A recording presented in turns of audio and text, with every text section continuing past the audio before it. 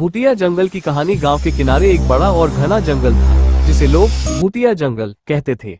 कहा जाता था कि सूरज ढलने के बाद इस जंगल में अजीब अजीब आवाजें सुनाई देती है।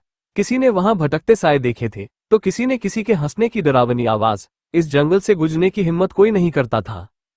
गांव में एक निडर युवक था, नाम था अर्जुन। उसे इन कहानियों पर यकीन नहीं था। एक दिन उसने ठान लिया कि वह रात में जंगल में जाएगा और सच का पता लगाएगा। लोगों ने उसे बहुत समझाया, लेकिन अर्जुन ने किसी की बात नहीं सुनी। उस रात चांदनी चारों ओर फैली हुई थी। अर्जुन ने मशाल जलाए और जंगल की ओर चल पड़ा। जैसे ही वह जंगल के अंदर पहुंचा, अचानक ठंडी हवा चलने लगी। पेड़ों की शाखाएं अजीब तरीके से हिल रही थीं, जैसे कोई उन्हें छू रहा हो। कुछ देर तक तो अर्जुन सामान्य रहा, लेकिन जल्द ही उसे दूर से किसी के रोने की आवाज सुनाई दी। वह आवाज की ओर बढ़ने लगा। कुछ कदम चलने के बाद उसने देखा कि एक महिला सफेद कपड़ों में खड़ी है। उसके बाल बिखरे हुए थे और चेहरा झुका हुआ।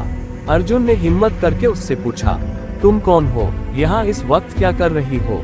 महिला ने धीरे धीरे सिर उठाया। उसकी आंखें लाल और गुस्से से भरी हुई थीं। अर्जुन को अचानक महसूस हुआ कि वह महिला इंसान नहीं थी। वह डर के मारे पीछे हटने लगा। तभी महिला जोर से हंसने लगी और चारों ओर गूंजने लगी उसकी आवाज।